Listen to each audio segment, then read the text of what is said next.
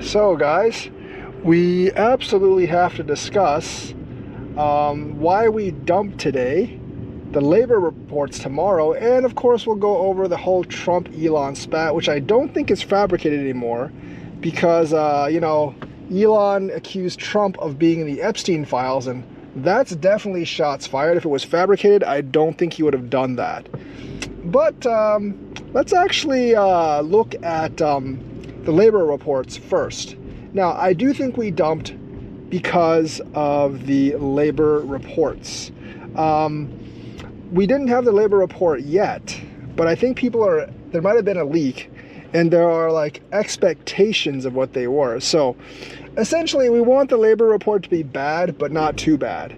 Because if it's too bad, then people are afraid of a recession and markets will go down. If it's too good, that means the labor market's too strong and the Fed won't cut and we'll get the interest rate. So we need it like somewhere between plus 100,000 and plus 150,000. I think the projected is plus 177,000. But I think the expected now is a plus 125. So if we land at plus 125, I do believe the markets will actually go up because that signals a rate cut, but not bad enough where like the economy is going to go into a recession.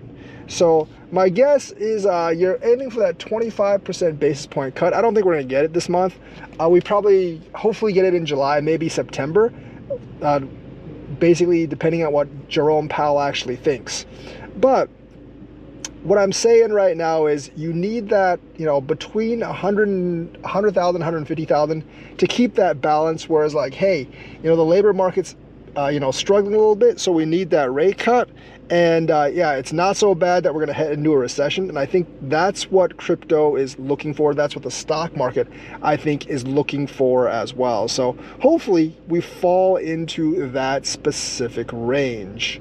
And, with the layoffs that have been signaled by some of the large tech firms and some of the other big companies, I think there's a good chance we'll fall in that range. But it's a pretty narrow range we have to fall in. So there's always like some risk when there is into that. And I think people, because of that risk, and the range is probably pretty small to where we have to go up, they're kind of pricing it in beforehand. And that's why we went down $3,000. Now, part of it is because other people are just taking profits as well.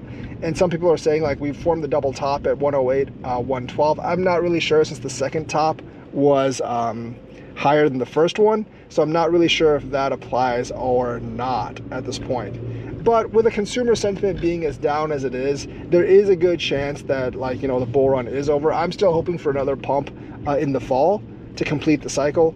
But hopefully that's just not wishful thinking. But I'm still holding out hope for that. Now the Trump-Elon splat, should it really affect the markets? No, it really shouldn't affect the markets because it's not really going to change any policy. I'm not really sure if Trump's big spending bill would actually have helped the market. I know it would have put us like 5 trillion more in debt, but I'm not really sure like if it would have helped the markets temporarily or not. It's really hard to say, and I don't think the markets are actually reacting to that. I see that as more of like political theater and entertainment. And like I said, I don't think it's fabricated because if it was fabricated, they wouldn't have bought the Epstein stuff out. And of course, we're never going to see the Epstein files, regardless of like Trump's in it or not at this point. So that could just be completely political theater. And maybe it's a distraction to get us off of what's really important here. And that's like the interest rates and the labor reports.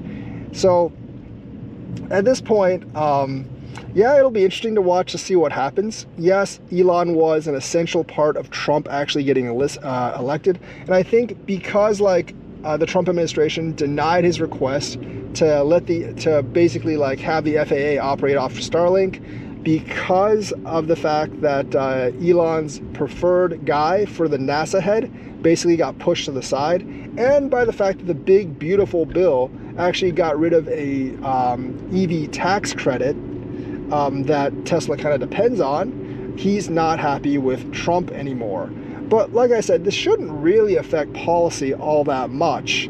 At most, it kind of will delay some of Trump's further agenda, and it'll be hard for him to spread, the really positive things via Twitter and social media about like, you know, his positive agenda. I don't know how many people actually follow along with Truth Social. I think most people still use Twitter.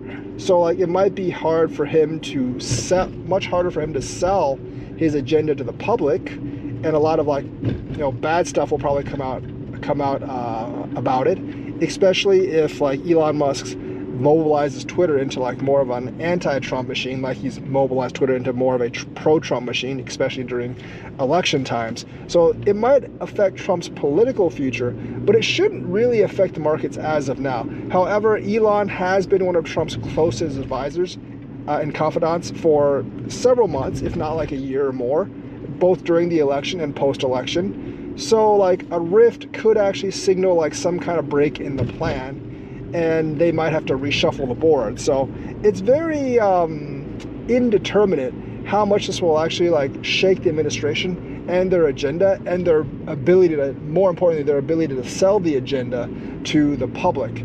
And that might definitely rattle a few things. Obviously, they're firing shots and volleys at each other via social media right now. You know, like Elon is trying to mobilize like support for opposing Trump's big, beautiful bill, because I mean the big beautiful bill, it does suck, but more than that, like I think he does have support, especially among senators and like, you know, actually like really fiscally conservative Republicans like Rand Paul that don't want $5 trillion added to the deficit.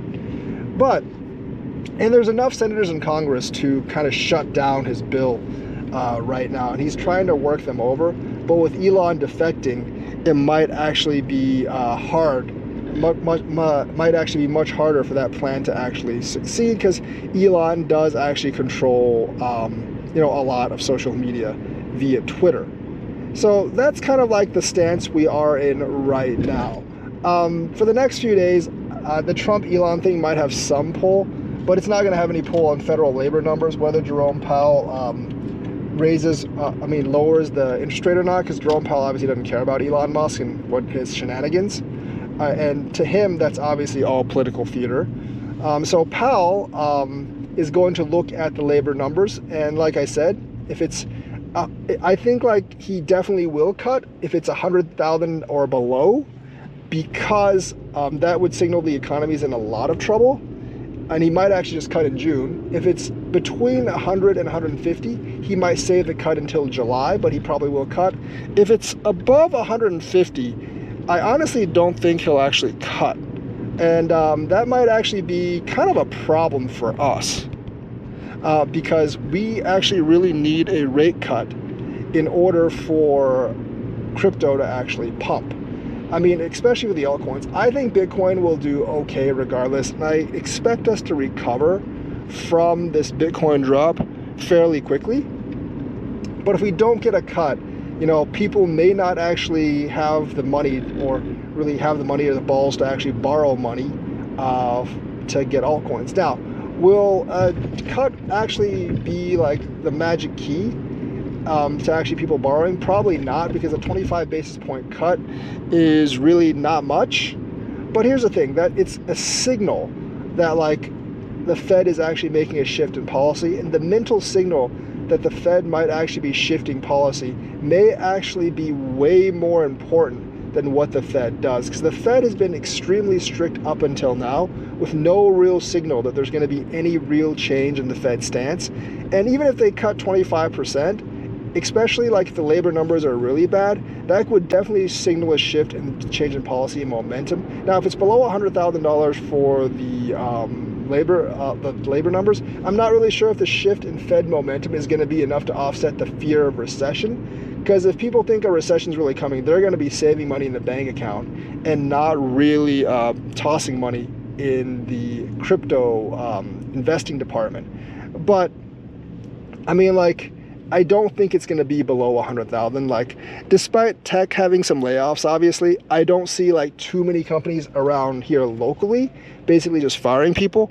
There's still a lot of people actually hiring, and that gives me optimism that the economy is actually not quite that bad right now. I mean, yes, the tariffs have started to impact some of the economic things around here, and there are like certain layoffs, especially at companies that depend on imports. There's definitely like some fall in business, but I don't think the bulk of that has actually hit yet. And I think companies have like some time to actually readjust based on that. So I'm not obviously like thinking that the economy is just going to fall through the floor at this point. If it does kind of start collapsing, it's going to be very, very slow. And I do think the Fed's going to have enough time to actually react to like that kind of fall to the economy. So I'm looking actually like for numbers in that specific target range of 100 to 150K. And I think as long as we get numbers in that specific range, we will actually be perfectly fine when it comes to the rest of this year. And we'll probably get that alt run, maybe not a huge one, in October, November. So that's how I see it. That's what I want the numbers to be. That's what I think about the Elon-Trump feud. Great political theater, but really won't affect too much. And that's kind of how I think the market will actually work out and react. So that's the news for today. Let me know what you think. Like and subscribe, hit that bell notifications button. Thank you, and have a nice day.